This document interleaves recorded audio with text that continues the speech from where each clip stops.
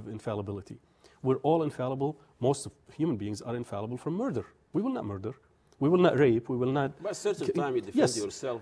So there is always a context for this. That's right. But so the infallibility, theological infallibility, when it comes to the interpretation of the Quran as chosen by God, is just a matter of the intensity of infallibility, if you want to look at it that way. You see what I'm saying? So there is a degree of infallibility. That's because exactly once right. you say this person is infallible and he's a human being, that means you cannot question his interpretation. And people abuse this. Yes, but if it's limited to chosen ones, we Muslims cannot we cannot question the interpretation of Prophet Muhammad of the Quran or Prophet Jesus of the Bible. Yeah. Why? Because God chose them. Yeah.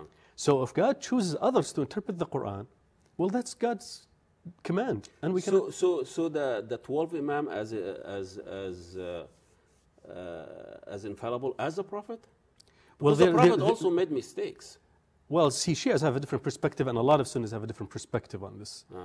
Even within the Sunni sects, they have different levels of interpretation of the infallibility of the prophets and Prophet Muhammad sallallahu alaihi wasallam.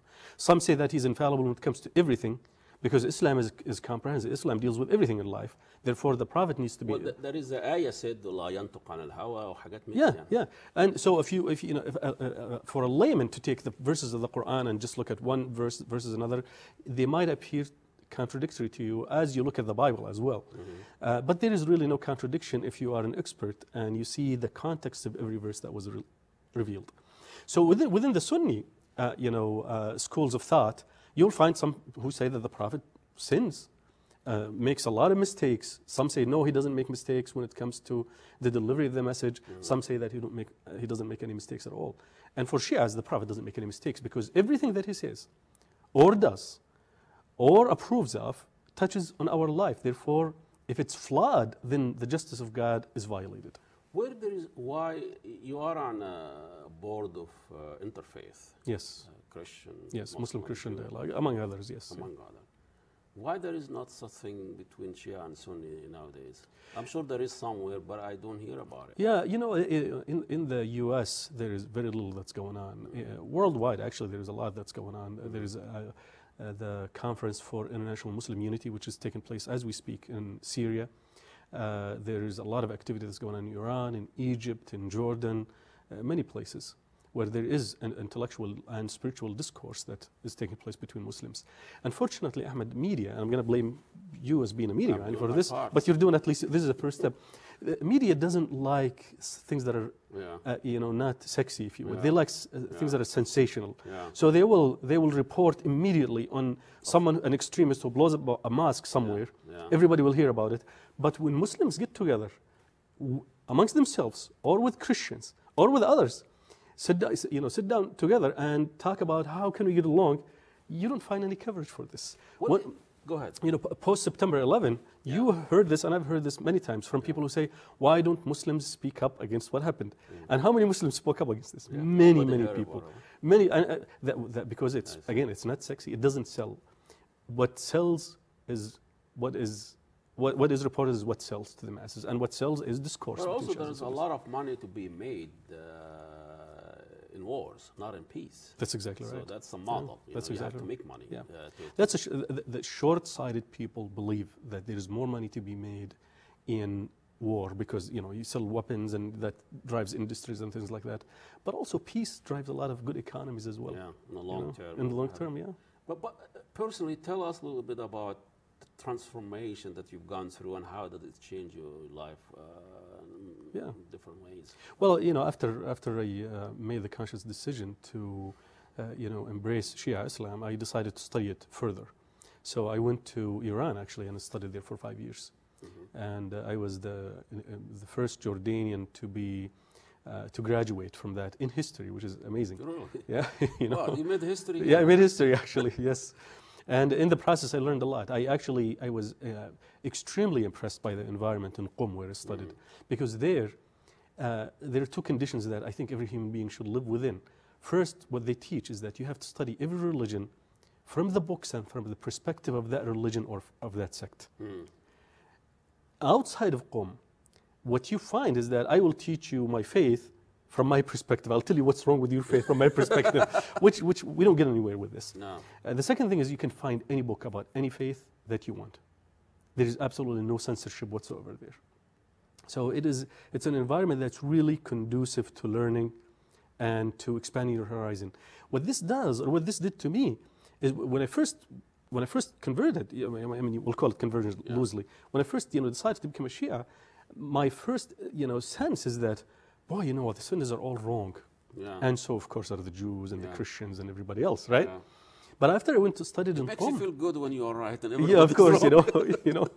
But after I went to Qom and studied there, I found from my teachers who were, grand ayatollahs and things like that, that this is not the way you look at humanity.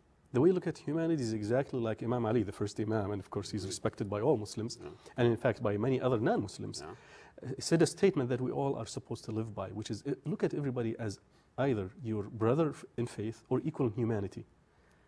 It's really interesting when you come and, a lot of people will say, Shiaism, has this Catholic flavor that exaggerate or, and it has extreme love, also an extreme hate. So you love Ali and all that, but when it comes to other people, how you reconcile that you have extreme emotion and extreme the opposite of it? I would respectfully disagree with you. I don't think Shiism has any extreme love or extreme hate. When it comes to the love of the Prophet and his progeny, I think this is just a natural human condition for those who guide you, you love them. Yeah. It is not extreme because at the end of the day, Shias all believe and concur that they are human beings, they are creatures of God, God does with them whatever he wants. It's just that he chose them, he showed them the way, that's the only thing. And when they guide you, then you're obligated to love them and respect them for this. Hate, absolutely Shias are taught not to hate.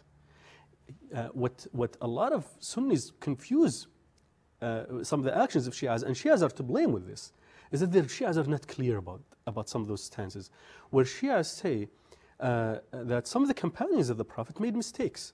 Let's talk about those mistakes, which is a violation of the Sunni orthodoxy. For the Sunnis, the companions are, and which is true. They are the protectors of Islam, they are the soldiers of the Prophet, they are the ones who spread the faith, they are the ones who gave up everything.